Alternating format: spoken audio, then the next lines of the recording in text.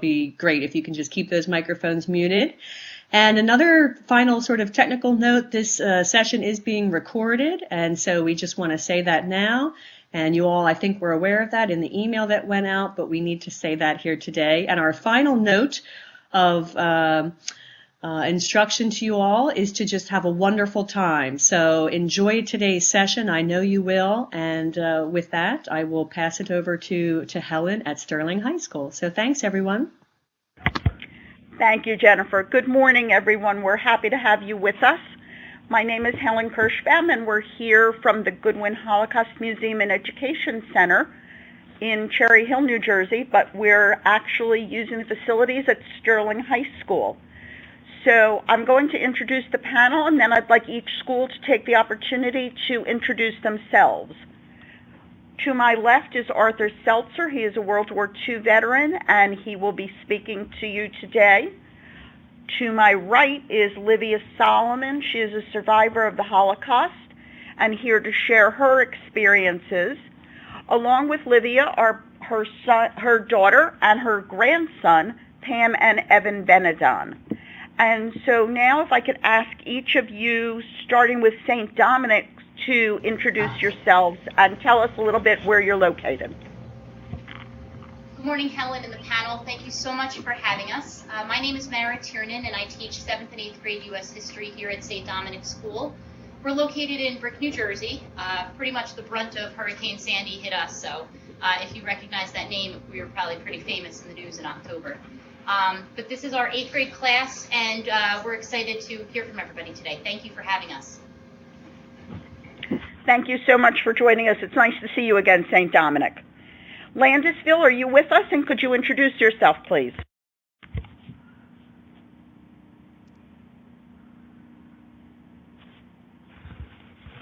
Landisville, can you hear us? Yes.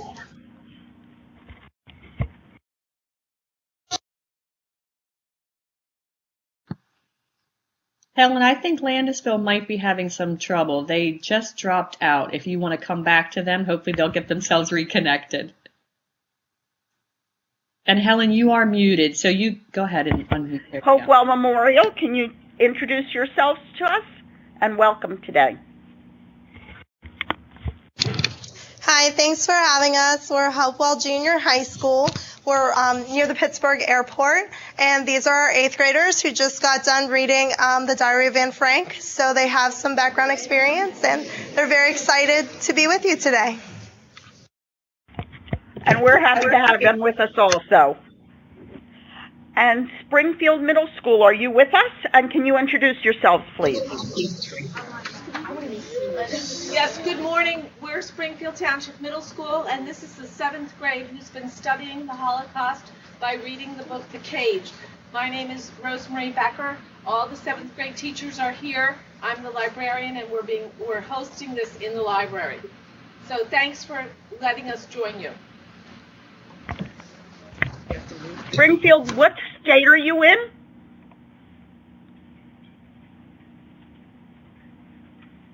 Springfield? What? We are in Pennsylvania. Okay, great. Thank you. Thank you. Landisville, we're going to try and give you another chance. Are you there, and can you introduce yourselves? Helen, I don't believe they've gotten back in yet for some reason, so we may need to come back to them. Okay, sounds good. And Centerville, did you ever sign on? Centerville, can you hear us?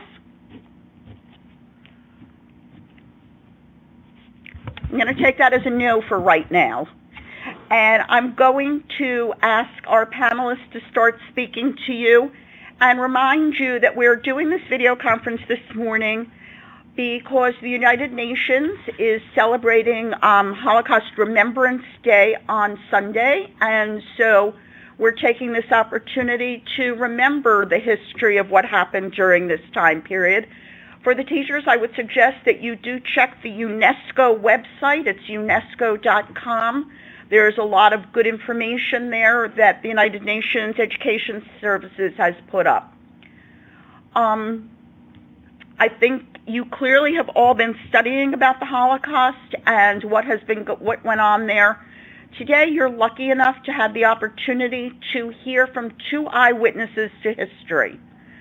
And remember that this is an opportunity that not many people will have in the future. The World War II liberators, unfortunately, are dying at a rate of 1,500, World War II veterans dying at a rate of over 1,500 per day across the United States. And so there are fewer and fewer eyewitnesses to share their testimonies with you. I'm going to ask Livia Solomon to be the first one to talk to you this morning, and she is a survivor, and she's going to tell you a little bit about what happened to her and what happened to her family during the war. So, Livia? Okay. My name is Livia Solomon. Excuse me. I didn't wake up yet. Anyway, I'm a survivor of Bergen-Belsen. There was really a terrible camp because, let me start from the beginning. I was taken with my family to a ghetto to begin with, and after a few weeks in the ghetto, they took us to Auschwitz, actually to Birkenau. That was part of Auschwitz. It was a 3-day travel, 3 days and nights in a cattle car. And anyway, I don't have to tell you how it was terrible. Men and women in one cattle car jammed in. When we arrived to Birkenau, there was a so-called selection. Right away, they separated us from I had my mother with me and my two 70-year-old grandmothers and my little 10-year-old brother. And of course, my mother was still young. She could have been worked like me there, but they separated us because she was holding my little brother by her hand. And of course, they took her away. So did my two grandmothers.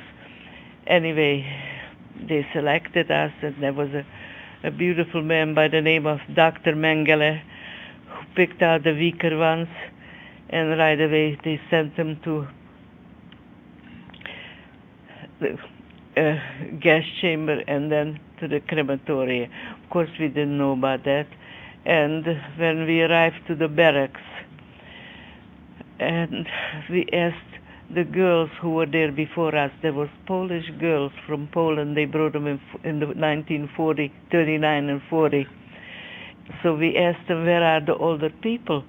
They said, you see the smoke coming out from there? That's where they are. So we thought they're very nasty because they were jealous that we came so late, beginning of 44. Anyway, they were there since 39 and 40, who are still alive.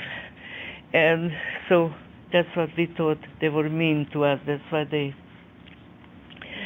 Anyway, they brought us into barracks, and what can I tell you? Take a breath.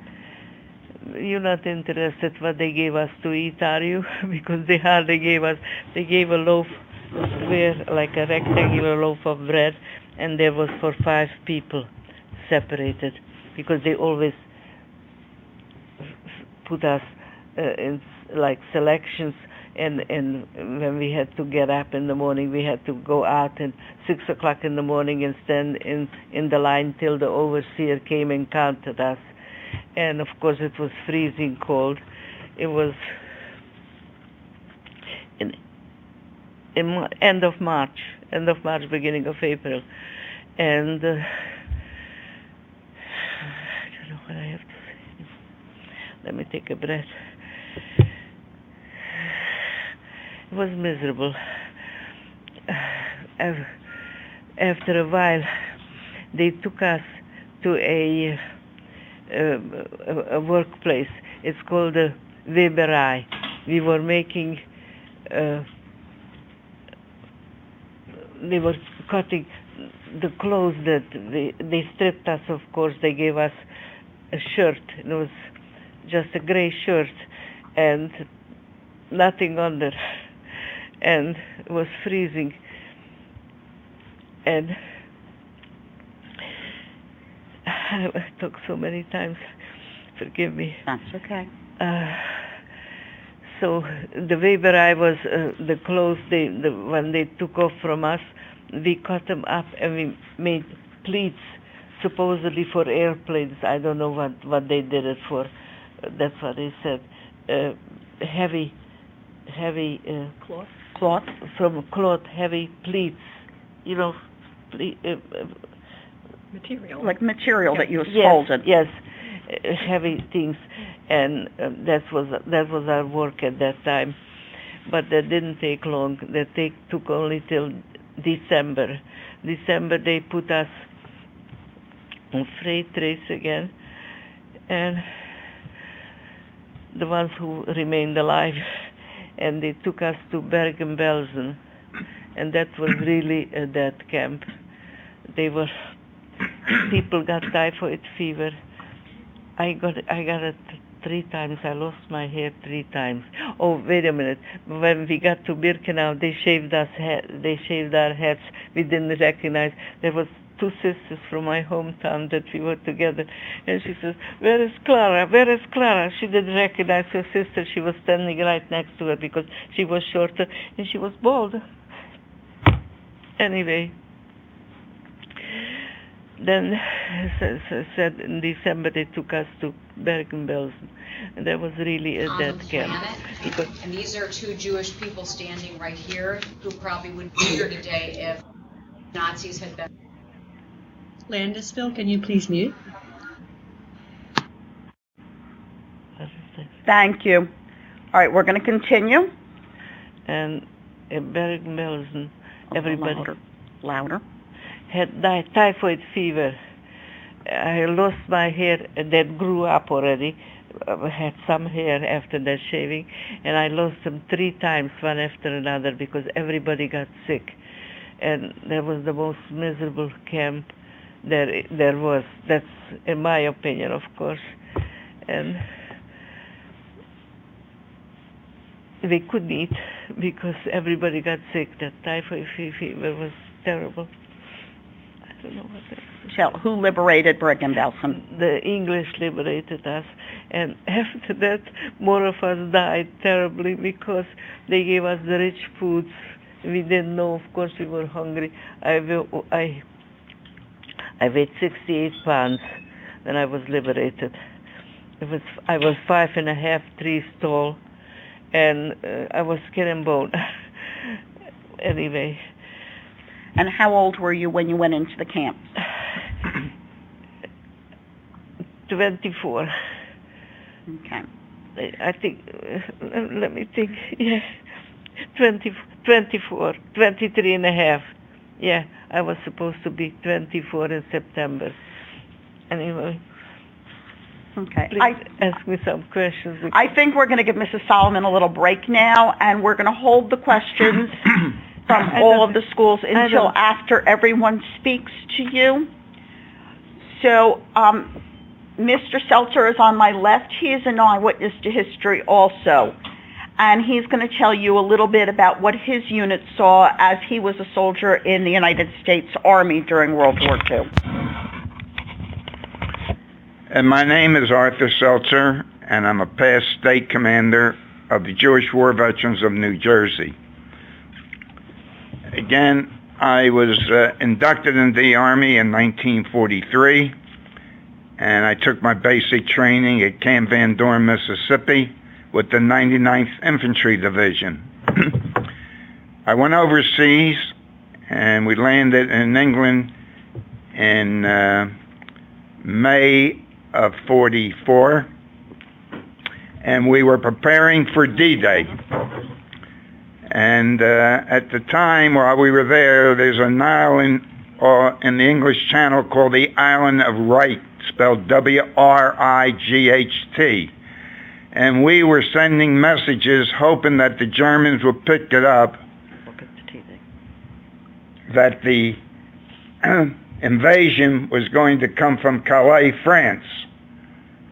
And we were hoping that they would move all the Panzer divisions, which is a tank division, up to Calais, France.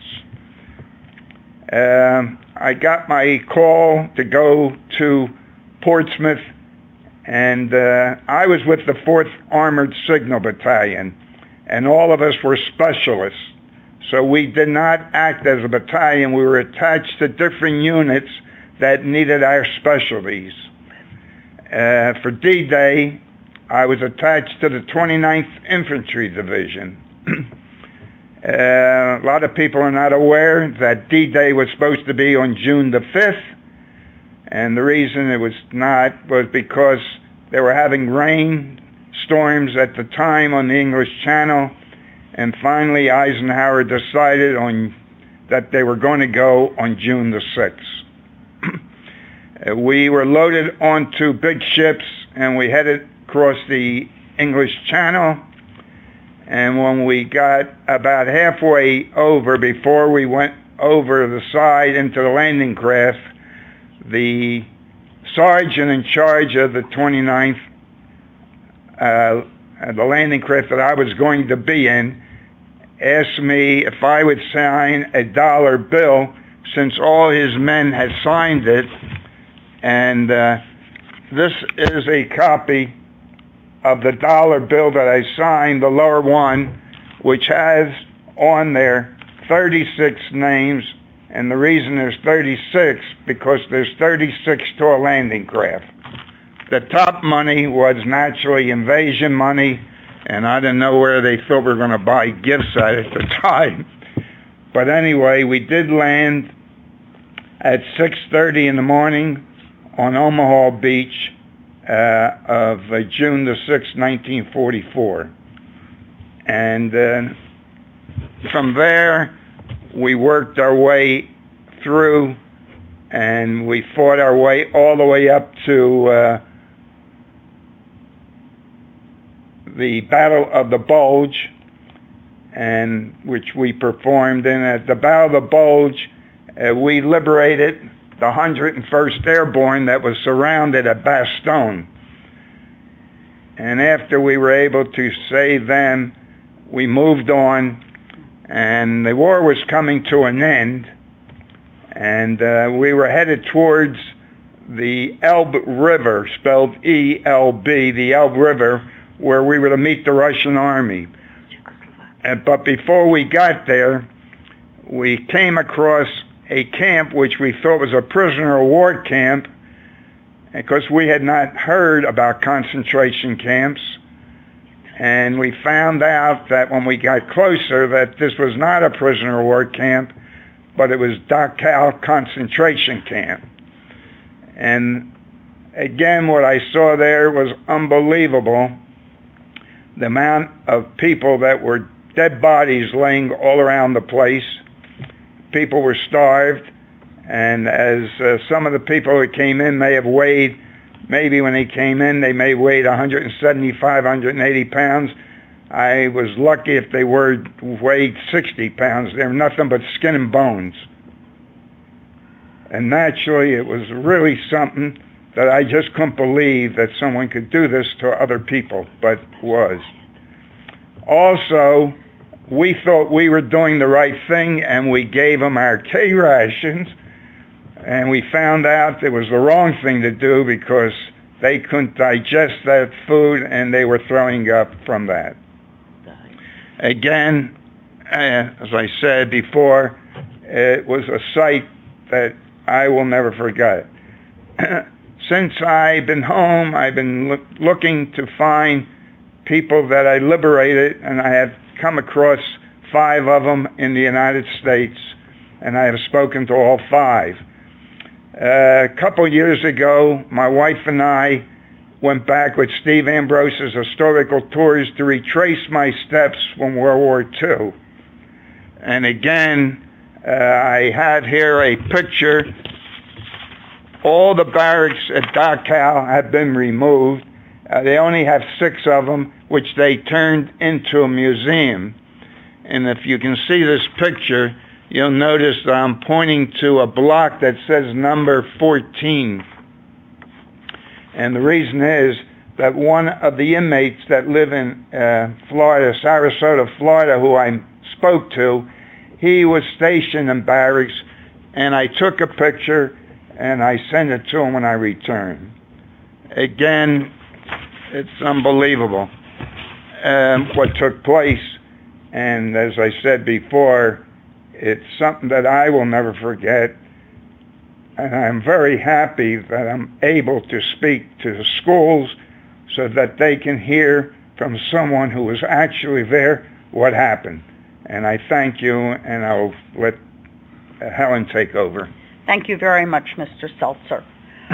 I'm going to ask Mrs. Benedon to speak to you briefly and talk to you a little bit about what it was like to be the child of a Holocaust survivor. Easy. Good morning, everybody.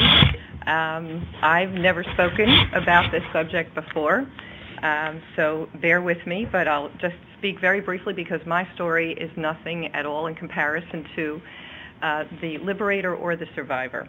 So I'll just say simply that I grew up in a home with 2 parents and a sister, and I didn't have any grandparents because 3 out of 4 of them were killed in the Holocaust. My mom's mom was, as she said, taken and to the gas chamber right at the beginning, and my 2 other grandparents, my father's parents, were in Auschwitz and passed there. So for me, having my children grow up with grandparents was especially important. As far as learning about my mom's past, it came up in bits and pieces throughout my childhood, and I would have to say that I never knew the chronology of everything until only a few short years ago, and I have Mrs. Kirschbaum to thank for that, because she began to encourage my mom to speak to schools in the area, and it wasn't even at that point. It was at one point where a friend's friend had a parent living in Philadelphia who had a very close friend, and somehow a conversation was struck up, and they just determined that that person, that friend's friend, was a high school graduate with my mom in her hometown. And they hadn't seen each other in 70 years. And my friend and I orchestrated this reunion, and the local newspaper picked up the story. And while my mom was being interviewed, I managed to be there with her and take notes, and actually got the full chronology of what had happened to her from the time she was taken in about April or May of 1944 until she was liberated, March of 1944. And and the reason why I think she was able to speak and be interviewed is really because of, again, Mrs. Kirschbaum. So I have Mrs. Kirschbaum a debt of gratitude for her, and for everything she does in the community. So you should know she's a wonderful resource. And I guess one of the things I'll touch upon is that as my parents were immigrants to the U.S., one of the things that I learned was how wonderful the United States was for them, that they were able to come to this country with nothing, not knowing the language, although my mom had spoken 6 languages because of the government's changing in where she grew up. So she knew 6 languages, but she did not know English, nor did my dad. And when they came to this country, they learned the language, started a business, raised a family with knowing that past. And that was one of the things that was always stuck out in my mind. It was amazing to me that they were able to pick themselves up, start in a new country, and raise 2 children, educate them, send them to college. Thanks to the United States. I said yes, thanks to the United States. And that was one thing that I always thought about. The other thing was that in their, just in everyday living and in how they had a business, and how they treated their personnel, how they treated the people that they came in touch with, anybody in the service industry, the way they treated those people was with respect, no matter who they were, and I learned from that, and I hope that I instill that in my children. I have 3 sons, one of them who's here, who will speak for a few minutes as well, and I learned the importance of tolerance and acceptance, and that's really the most important part. So, and the fact that she's here and is 90 years old as of a few months ago. Big milestone. Thank you very much.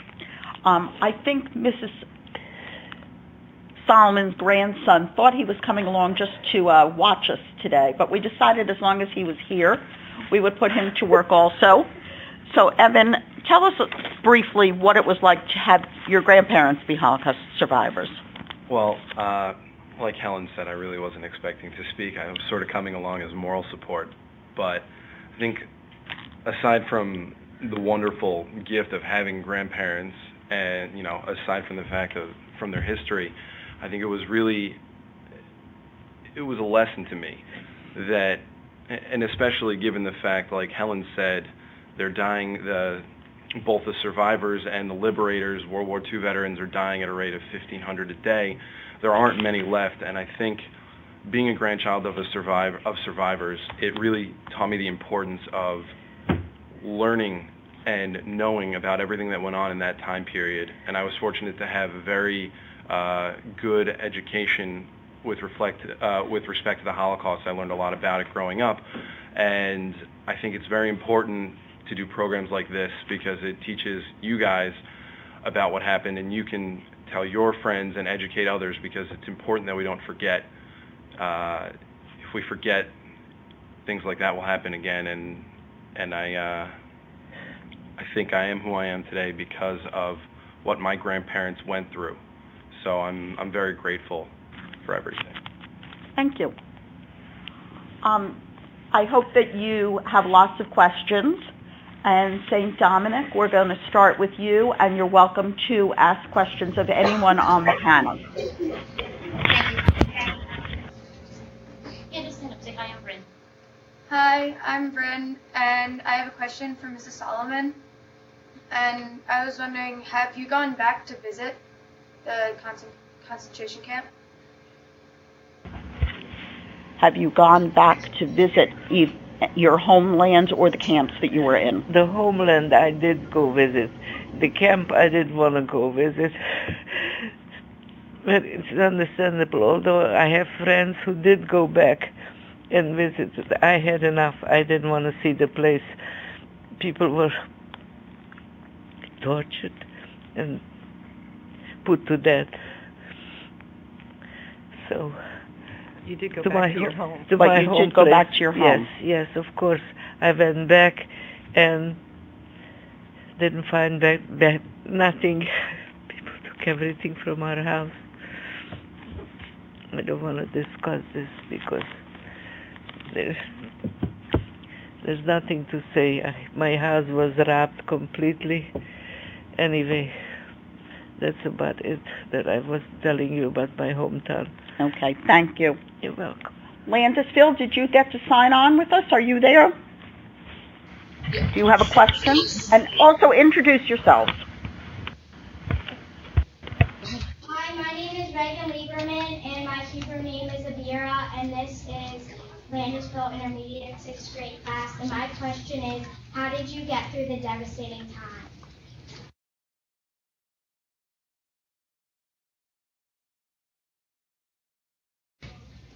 This hard times. I guess I had 2 friends from my hometown. When we were standing, it used to be called Sailapel. They was counting at 6 o'clock in the morning. We had to get up, and they in big rows of 5s, and they counted us, and we kept one another warm. We were holding close to one another, and we supported each other. We had hopes.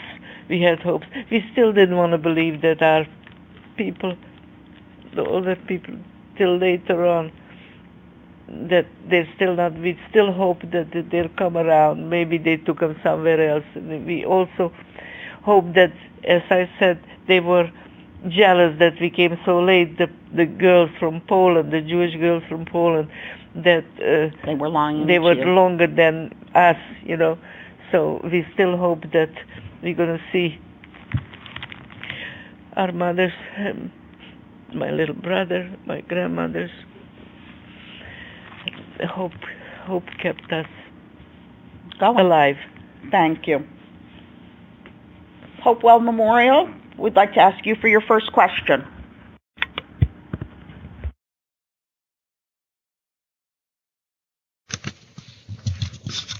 Hi, I'm Anthony Rosati from Hopewell Memorial Junior High School, and I was wondering if your religious views changed because of your experience? So they're asking, did your religious views change because of your experience? Good question. Good question.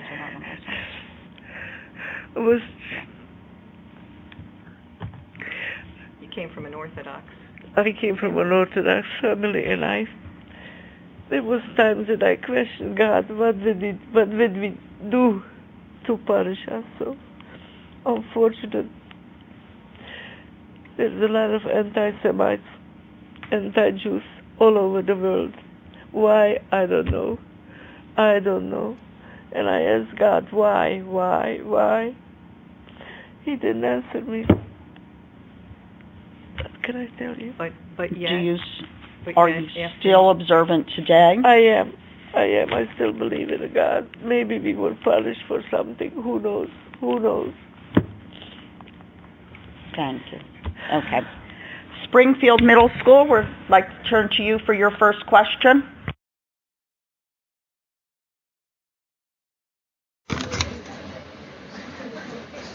Hi, I'm Megan, and I was wondering, how many concentration camps did you liberate, or was it just the one you were telling us about?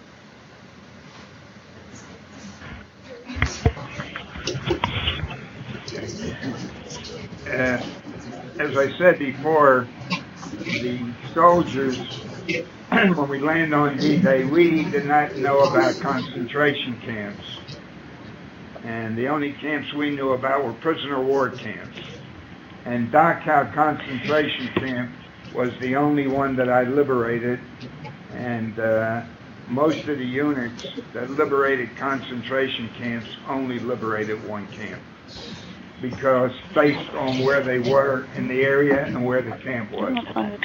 The Dachau is located about 8 miles northwest of Munich, Germany, and that's where we were at the time on the way to the Elbe River to meet the Russian army. That's how we bumped into this camp. Thank you, Mr. Seltzer.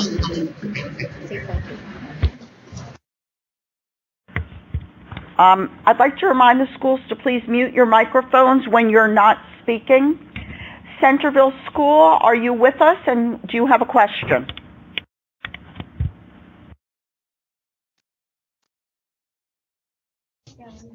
Centerville Middle School did not connect today.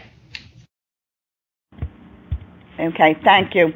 St. Dominic's, that means we're back to you. Hi, I'm Julianne, and my question is, as future leaders of our country, how can we help in creating awareness of the Holocaust? Thank you for asking, and I'm going to let Mrs. Solomon start with that. She's saying, as future leaders of the country, what can they do to help create awareness about what happened during the Holocaust?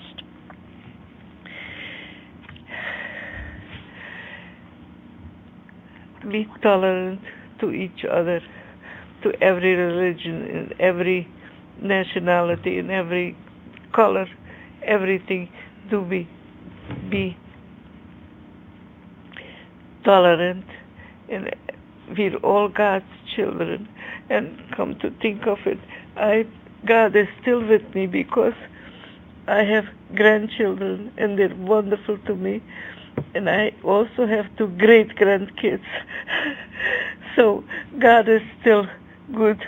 And what I want to tell you, that you should tolerate everybody. You should be nice to anybody, to everybody, no matter what religion or color they are or nationality. That's the advice I can give you. I would like to say Mr. Seltzer, how would you answer that question? First of all, it's very important, and it's an excellent question that you asked, because it's up to the children of today to be able to answer that question, because as time goes on, we will be disappearing. But again, there's too many people who say that the Holocaust never happened. And you can say that you heard from a veteran who liberated a camp, and also from a survivor who served in a camp. So again, make sure that when someone tells you it didn't happen, you can tell them that they're full of baloney. Thank you. Mrs. Benetton, you're part of the next generation beyond your mom. What would you say when someone says, how do we remember the Holocaust? What can we do to make this world a better place so that that doesn't happen again? What I would add is that you would seek out resources that would educate you and get as much as you can from resources around you. For example, we have the Holocaust Resource Education Center, Museum and Education Center in the South Jersey area.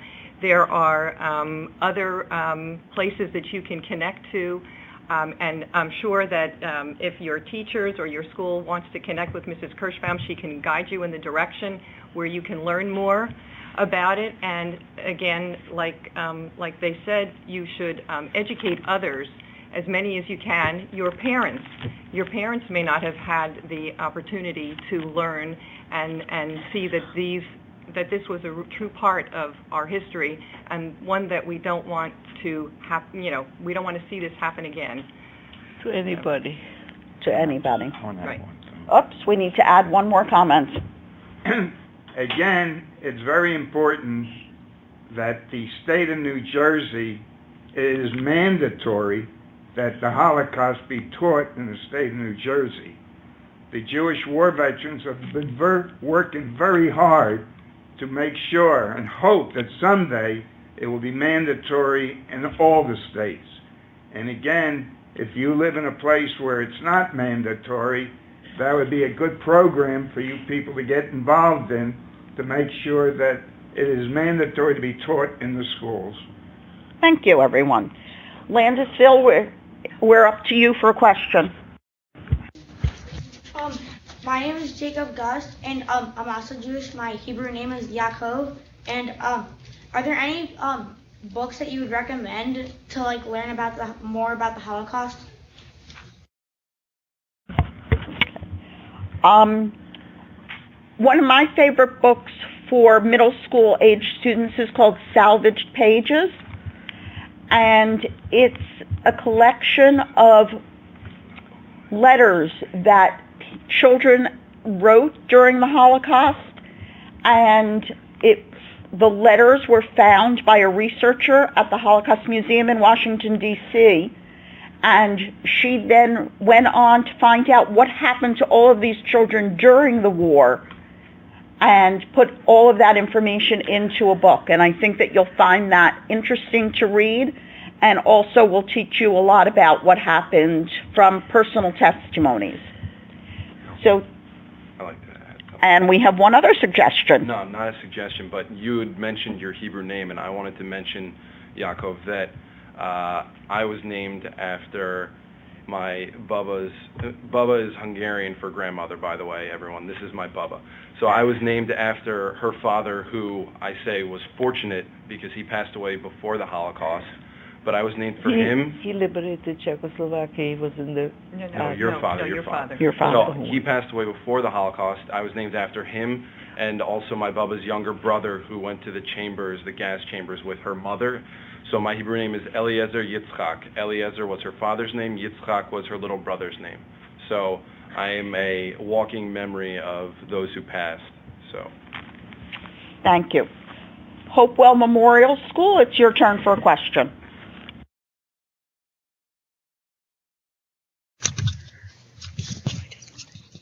Okay.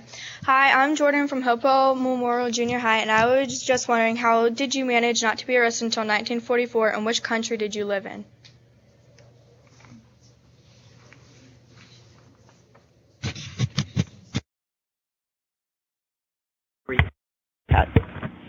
Actually, it used to be Czechoslovakia. In 1939, the Hungarians took it over.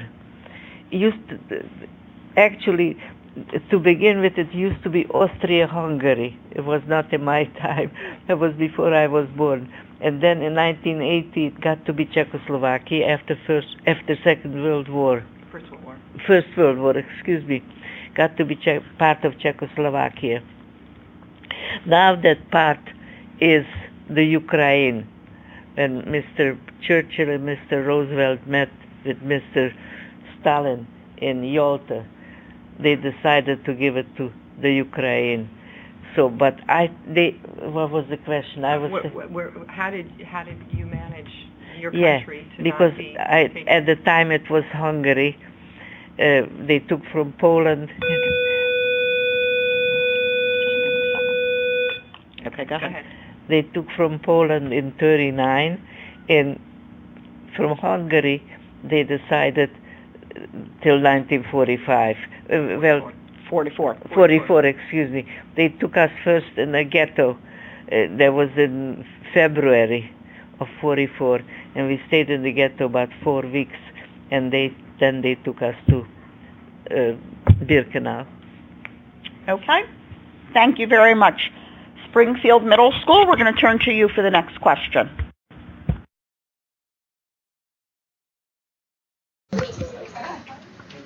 Real loud. My question is what gave you hope to keep surviving and not just give up? What gave you hope to survive and not to give up? I hoped that Okay, I'm going to repeat the question. We had difficulty hearing you, so in case any of the other schools had difficulty, the question was, what gave you hope to survive and to not give up? I still hoped that I see my mother and I see my little brother, and I hoped, I don't know what kept me. Your two sisters-in-law also. Oh yeah, my two sisters-in-law were with me, and they kept on. Particularly when I was in Bergen-Belsen, I was very ill. If not for them, I wouldn't have been survived, because they, can I say it? They cleaned under me. I didn't know what I was doing. They kept you alive. And your sister-in-laws kept you alive, physically and emotionally. My husband's two sisters, yes. Yeah. Thank you. St. Dominic, it's your turn again.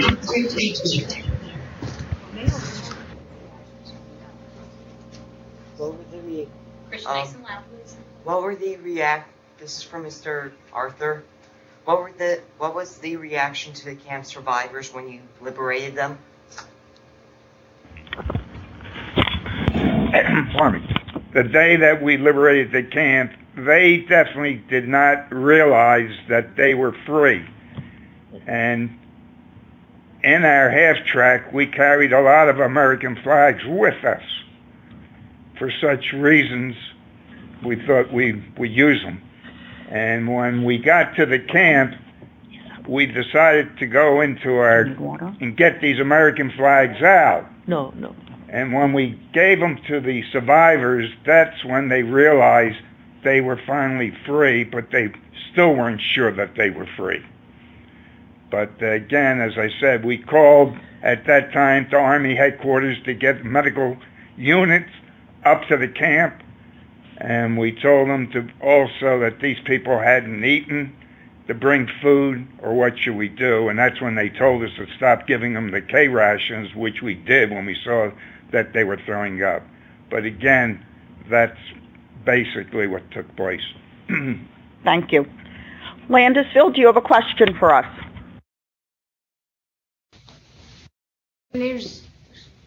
Hi, my name's Donovan. I was wondering if you could describe a Nazi soldier and were any of them kind? Kind. So they're asking if you could describe any Nazi soldier, and did you find any who were actually kind to you? Yes. One of my girlfriends, she was a smoker, and wait 1 second. Go ahead. She was a smoker, and when they took us to work, of course, Nazis with guns brought us to the work, and she was brave. She went over to one of the soldiers and asked, "Bitte, can I have a cigarette?" In German. He gave her a cigarette. Then another thing, there was a little place like a river bag. One had to go to the bathroom, and she didn't ask. She just stepped out of the thing, and she went. And so the Nazi dog bit her in the behind. She went to the hospital. They took her to the hospital. They took her to a place to get it sewed up.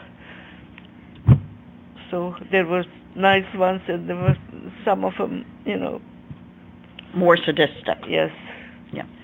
Mr. Seltzer, what about you? Were there any Nazi guards left at the camp when you and your unit entered, and what contact did you have with them? Yes, there were 6. Most all of the concentration camps were run by the SS troops of Hitler. And when we got to the camp, as we were coming towards it, we saw a lot of people running, carrying papers. And at that time, we didn't know what they were. But when we arrived, it was the troops that were stationed there. There were 6 SS troopers left with 2 German police dogs. And these German police dogs were killer dogs. They were trained at night, if someone got out, to go for the jugular vein, your throat, and they take a bite. They were really finished at that time. But the story was the 6 that were left, if we would have left them alone in that camp, I believe the survivors, as weak as they were, would have killed those 6 German soldiers. But naturally, we had to send them back to the rear for interrogation so that we could get as much information of what took place at that camp. Thank you. Hopewell, I think it's your turn.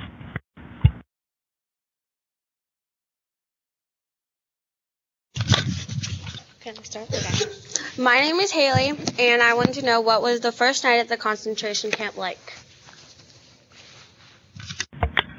Okay, she's asking, can you please tell her what the first night was like that you were in the concentration camp? It was cold. There was nothing there the first night. Later on, they gave us a blanket, and so we slept on the dirt floor. Later on, they put on boards, but when we arrived there were dirt floors in that sleeping area. Barrack. In that barrack, yeah. So it was freezing, and we just huddled together. All we had is a gray shirt, nothing under. The shoes we were able to keep, even the stockings or socks we had to remove everything. The shoes they gave us back.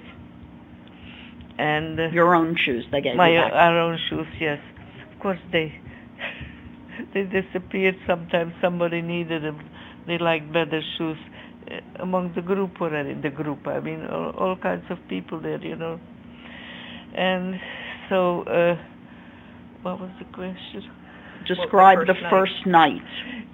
We could hardly sleep, we just shivered together. It was terrible, it was awful. And of course, 6 o'clock in the morning, we had to get out already and to count us.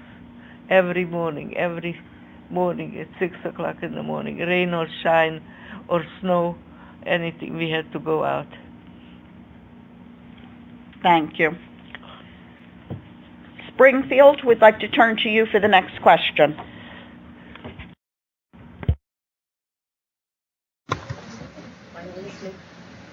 name is Nick Atwood, and I was wondering, what was your life like before the war had happened?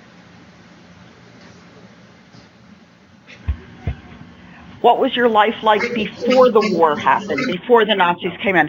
Please remember to mute your mic after you ask the question. I was a newly married person, and of course I cried a lot because my husband was sent to a Hungarian work camp, and what was the question? The life? Your life before the war. Well, before the war I was an only daughter till my mother had a little baby. I was 12 years old, and that was my little brother. He was 10 years old when they took us. I had a good life, and we had a business, and I was brought up. I went to high school, and I had also 2 years of business academy when Hitler came, and of course everything had to stop, and I had a nice childhood. That's all I can tell you. Mr. Seltzer, what about you? Your life changed also because of the war. What was your life like before the war? Well, I had finished high school and finished 1 year of college before I was drafted. And naturally, after the war was over, my first important thing was to go back to college, which I did. And I was able to finish and get a degree in engineering.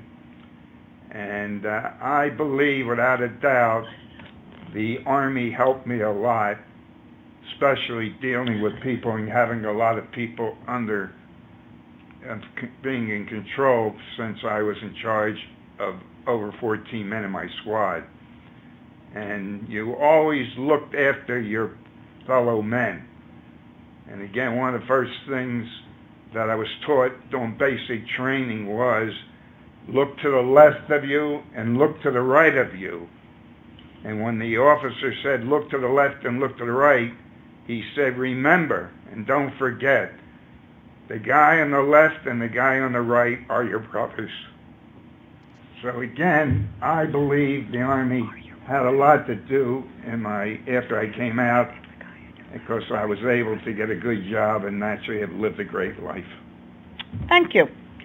St. Dominic, we're back to you. Hi, I'm Angela, and I have a question for Ms. Solomon. Did you get a number tattooed on your arm? Get a tattoo on your arm. Did you get a tattoo on your arm? A8140.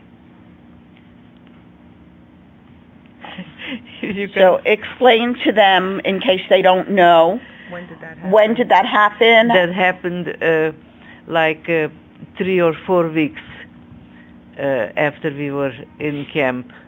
They came and tattooed us.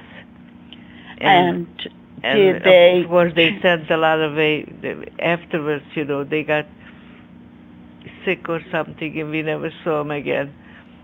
Those girls who came out to be tattooed. I mean, everybody had to come out, and some of them we didn't see back again because they didn't tattoo them. They just put them on the other side, and they sent them to the crematoria.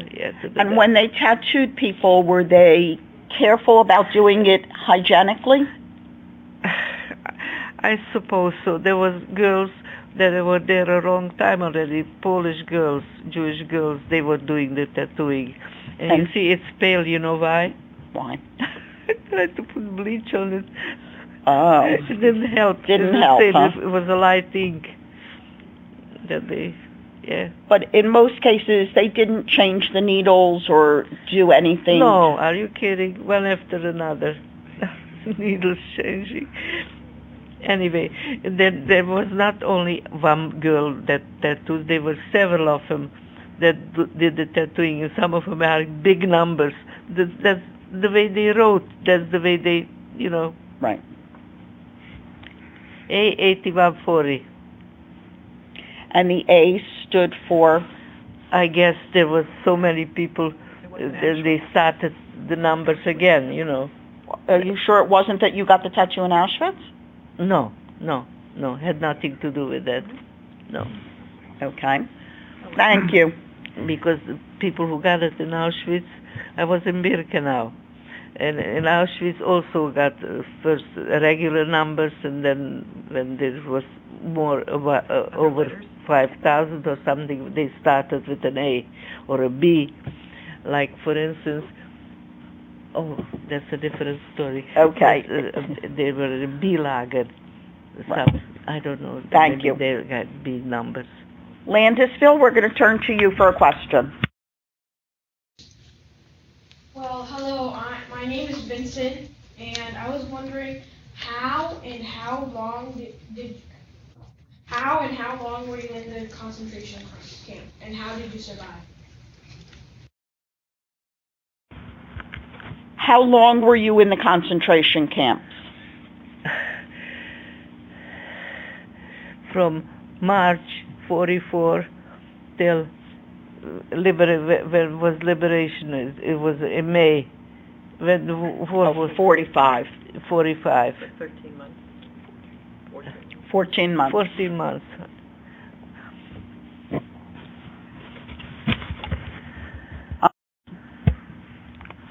He asked, was there any way that you can tell them how you survived while you were in the camp?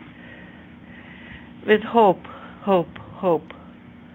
And as I said, we were standing 5 in the line. So it was 2 of my girlfriends and 2 of my sister-in-laws, and I was the 5th. So we were all together. We were supporting one another. We were telling stories, what happened, and the nice stories, you know. I talked about my husband, and they talked about their boyfriends, and, you know, that's how we survived. Okay, thank you. With hopes.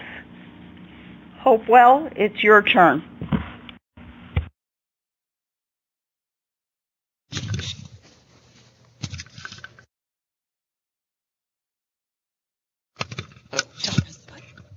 Many people today cope bad with tragedy. How did you cope with this when you got brought back to America?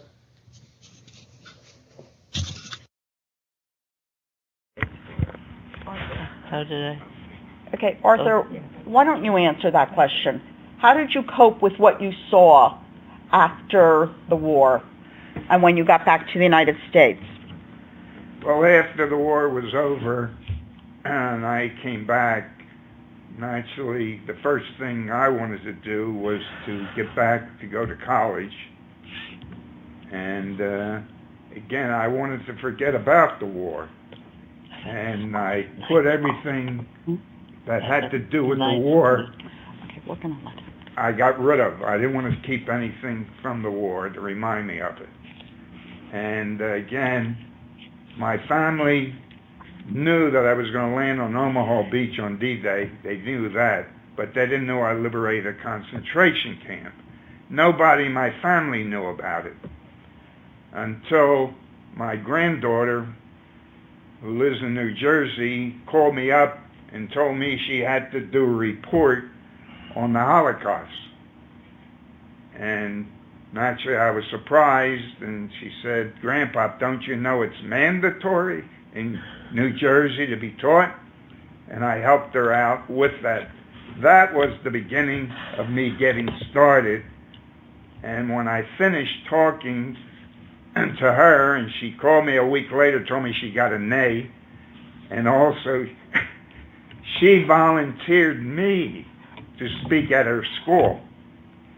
And I told her I don't speak about this, and she says, "Don't let me down, Grandpa. They're all waiting for me to bring you."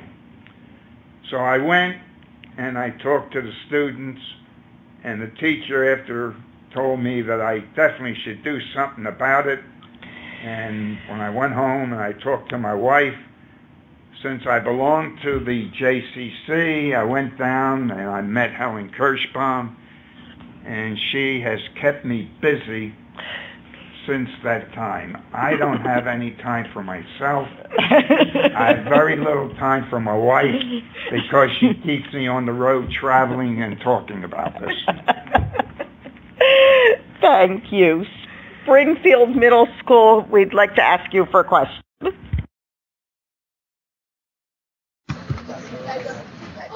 Did you have to do anything like risky in the concentration camp to get by? Did you have to do anything risky in order to survive in the camp? No, not me. No. Your cousin You did.